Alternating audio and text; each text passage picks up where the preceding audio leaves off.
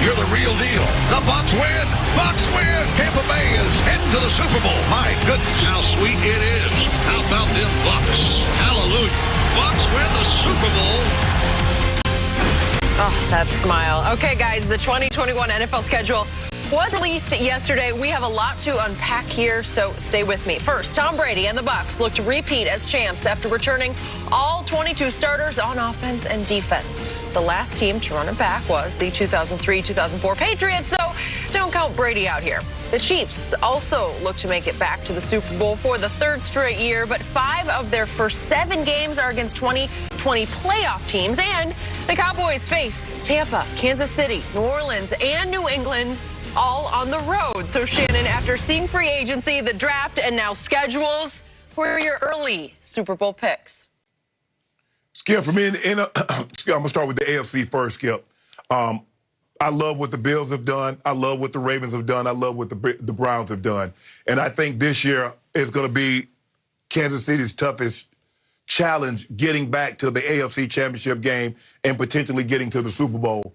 But of all the teams that, when I look at free agency and when I look at the draft, I think, for me, Kansas City's done the best job, because what with their substantial weakness is now strength. You look at the offensive line and what happened to Patrick Mahomes in the Super Bowl. They signed Joe Tooney.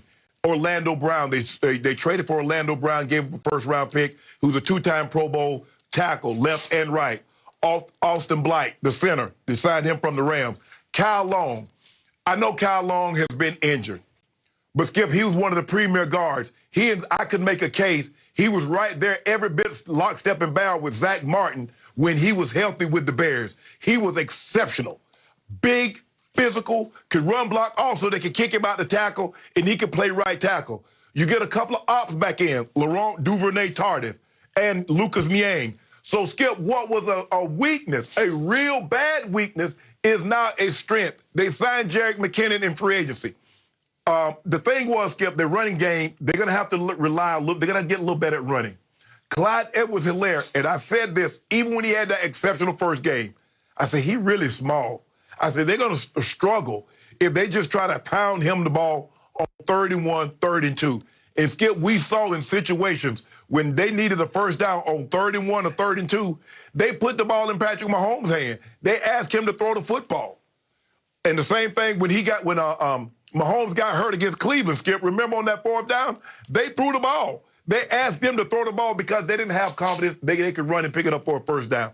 The weapons are still back on the offensive side of the football. So I like Kansas City, even though I believe it will be their toughest challenge to date in order to get back to the Super Bowl. But I believe they do make it back for a third time, barring injury.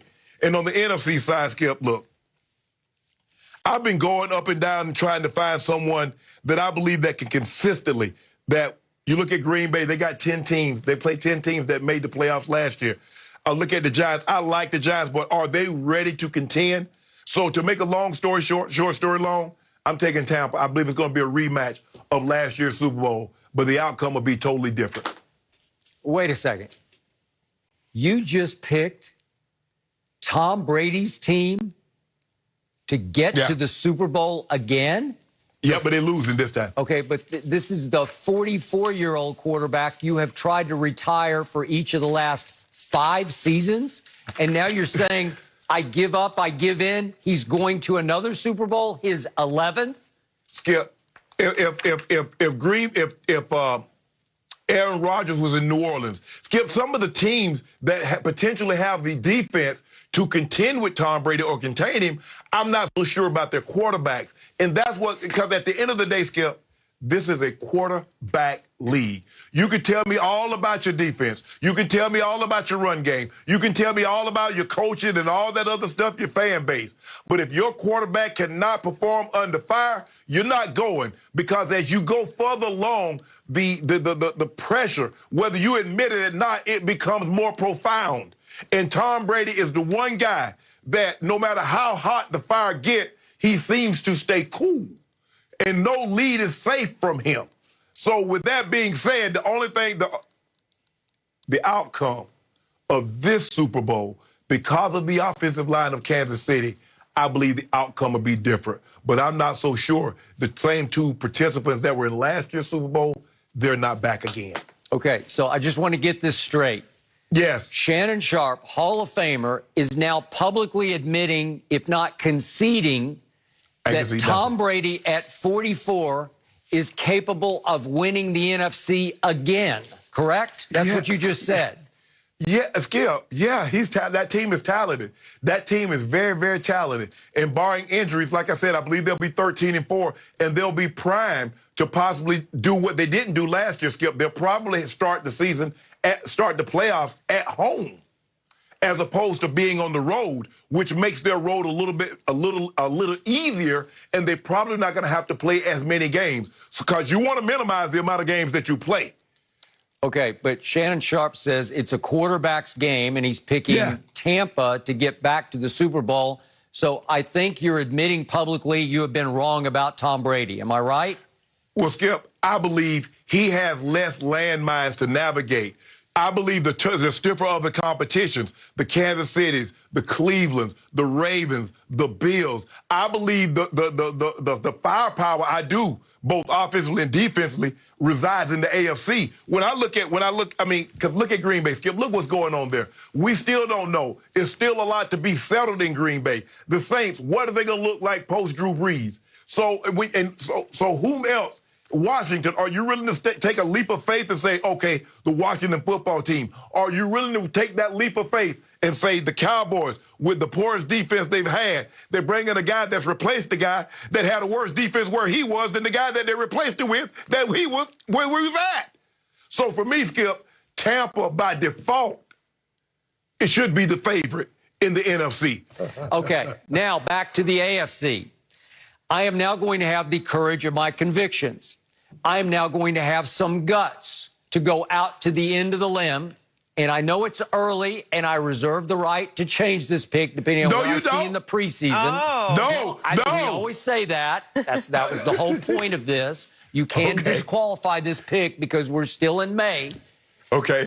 I am picking Baker Mayfield and the Cleveland Browns to win the AFC and lose to Tom Brady in the Super Bowl at SoFi Stadium.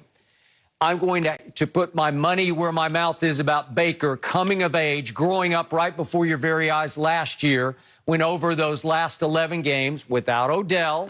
I'm knocking on wood for Odell that he comes back. Odell's going to be 100%. back.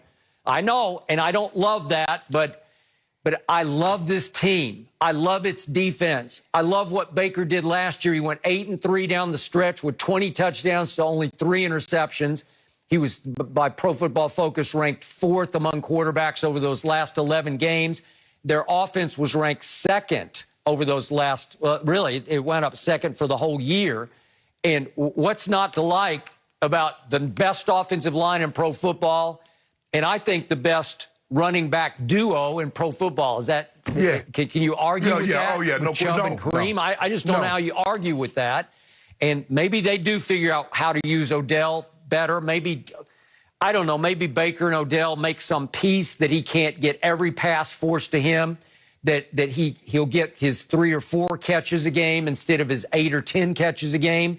I'm not sure how that's going to work. I still wouldn't be shocked if they traded Odell, just the way I wouldn't be shocked that if Atlanta trades Julio in, building up toward the season. But the point is, what I really love about the Browns is the defense. This is Cleveland's breakout year, and it just feels like meant to be that they open at Kansas City, and I believe they have a chance to steal that game. They're 4.5-point dogs.